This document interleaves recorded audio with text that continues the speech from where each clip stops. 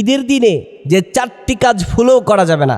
আমাদের মধ্যে দেখা যায় যখনই ঈদ আসে, ঈদের আনন্দে আমরা নিজেরা এত বেশি আমোদ ফুর্তিতে ব্যস্ত হয়ে যাই, আমাদের নিজেদের আমরা যে মুসলমান এই কথাটাই আমাদের খেয়াল থাকে না।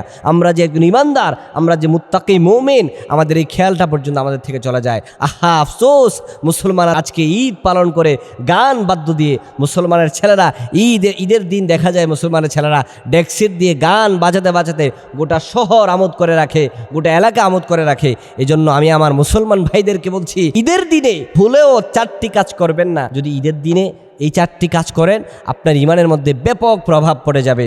আপনি যে একজন মুমিন ইমানদার, আপনি জিলহজ মাসে 10 দিন ইবাদত করলেন, কষ্ট করলেন, সে কষ্টের পরে আপনাকে আল্লাহ পাক জিলহজে কুরবানি করবার সুযোগ দান করলেন, কুরবানি ঈদ করবার তৌফিক দান করলেন। আপনি সেই ঈদের দিনে যদি গুনাহের কাজগুলো করেন, এমনভাবে নাফরমানি করেন যাতে করে আল্লাহ কষ্ট পেয়ে যান, আল্লাহ পাক রাগান্বিত হয়ে যান, তাহলে আপনার ঈদ আপনার জন্য নয়।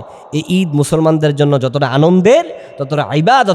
সেজন্য ঈদের দিনে যে 4টি কাজ মুসলমান কখনোই করতে পারে না। বিশেষ করে আমার মা বোনদেরকে বলছি, ঈদের দিনে আপনারা এত বেশি বেপরোয়া হয়ে যেন না। আপনারা যে মুসলমানের স্ত্রী, আপনারা যে মুসলমানের মা, আপনারা যে ইমানদারের বোন, এ কথা আপনারা ভুলে যেন না। এমনভাবে ঈদটা উদযাপন করেন।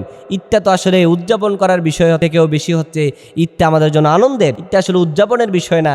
এজন্য আমাদেরকে ইহুদি খ্রিস্টানের সঙ্গে গা ভাসিয়ে তাদের মতো করে আমাদের চলতে হবে, বিষয়টা এমন নয়। ঈদের দিনে মা বোনেরা ভুলেও পর্দার খেলাফ করা যাবে না। অনেক সময় আমার মা বোনেরা দেখা যায় ঈদ আসলে ঈদগাহে যাওয়ার জন্য এত বেশি ব্যস্ত হয়ে যায়, সকাল থেকে সাজতে সাজতে ঈদগাহে নিজেদেরকে প্রদর্শন করে এবং ঈদের দিনে বিভিন্ন ঘোরার স্পটে ঘুরতে যায়, বন্ধুর সঙ্গে ঘুরতে যায়, চাচাতো ভাইয়ের সঙ্গে ঘুরতে যায়, ঘুরতে গিয়ে পর্দার বরখেলাফ হয়।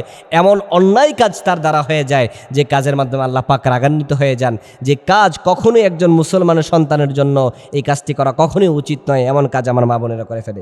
এই জন্য ঈদের দিনে ভুলেও পর্দার বরখেলাফ করা যাবে না। দ্বিতীয় নম্বরে, ঈদের দিনে রোজা রাখা যাবে না। আল্লাহ পাক এই দিনে রোজা রাখার ব্যাপারে হারাম করেছেন।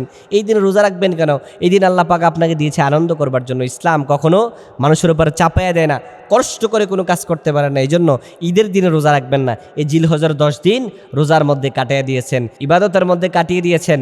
ঈদের দিন আর আপনাকে কষ্ট করে রোজা রাখতে হবে না, বরঞ্চ এই দিনে রোজা রাখার ব্যাপারে আল্লাহ পাক নিষেধ করেছেন, হারাম বলেছেন। সেজন্য ঈদের দিনে রোজা রাখা যাবে না। 3 নম্বরে, ঈদের দিনে ফাহেসা অহেতুক কাজ করা যাবে না, অপ্রয়োজনীয় কাজ করা যাবে না। ঈদের দিনে দেখা যায় বাসার মধ্যে বসে বসে গেম খেলতে থাকে, বিভিন্ন আড্ডায় ফাহেসা কথার মধ্যে নিজেদেরকে লিপ্ত করে ফেলে। মুমিন কখনো ফাহেসা কাজ, অপ্রয়োজনীয় কাজ করতে পারে না। আল্লাযীনা হুম আনিল লাগওয়ি মুরিদুন, আল্লাহ পাক সূরা মুমিনুনের মধ্যে বলছেন, প্রকৃত ঈমানদার তো হচ্ছে তারা যারা নিজেদেরকে অসার ক্রিয়া থেকে, অপ্রয়োজনীয় কার্যকলাপ থেকে নিজেদেরকে বিরত রাখে, নিজেরা অপ্রয়োজনীয় কথা বলে না, নিজেরা অপ্রয়োজনীয় কাজকর্ম করে না। সেজন্য ঈদের দিনে এই জিনিসটা খেয়াল রাখবেন যাতে করে অপ্রয়োজনীয় কাজ আমার দ্বারা না হয়ে যায়। যে কাজটা আমার দ্বারা করা যায়, যে কাজটা আমার জন্য প্রয়োজন, এই কাজটাই যাতে করে আমি করি এবং বিশেষ করে ইবাদতের দিকে একটু খেয়াল রাখি। 4 নম্বরে, ঈদের দিনে হারাম সকল প্রকার কাজ থেকে নিজেকে বিরত রাখতে হবে। হারাম কাজ কি বলে, আমার দেশে দেখা যায় হারামের পরে হারাম। ঈদের দিনে গান বাদ্য তো আছেই, ছেলে মেয়ে বেবাদে মেলার মতো চলাফেরা করতে থাকে। এই সমস্ত হারাম কাজে লিপ্ত হবেন না। একজন নারী একজন পুরুষের জন্য কখনোই বৈধ নয় একজন নারীকে নিয়ে রাস্তায় ঘোরা, পার্কে ঘোরা। ঈদের দিন আসলে দেখা যায় আমার দেশের ছেলেরা মেলা বানিয়ে ফেলে, ঈদে মেলা বানিয়ে ফেলে, বন্ধু বান্ধব সবগুলো মিলে ঘুরতে যায় এবং অনেক সময় দেখা যায় তো ডেক্সিট দিয়ে গান বাজাতে বাজাতে যেতে থাকে এবং গায়ের মধ্যে হোলি খেলে, রং মাখে। এই সমস্ত হারাম কাজে আমার দেশের মুসলমান ছেলেরা তারা লিপ্ত হচ্ছে। এজন্য ঈদের দিনে 4 নম্বরে কোনো প্রকার হারাম কাজের সঙ্গে লিপ্ত হওয়া যাবে না। অন্যান্য দিনেও তো যাবে না, তবে ঈদের দিনটা যেহেতু স্পেশাল আনন্দের দিন, এজন্য স্পেসিফিকলি বলা, ঈদের দিনে কোনো প্রকার হারাম কাজের সাথে কোনোভাবেই জড়িত থাকা যাবে না। আল্লাহ পাক আমাদের সকলকে বোঝার তৌফিক দান করুক।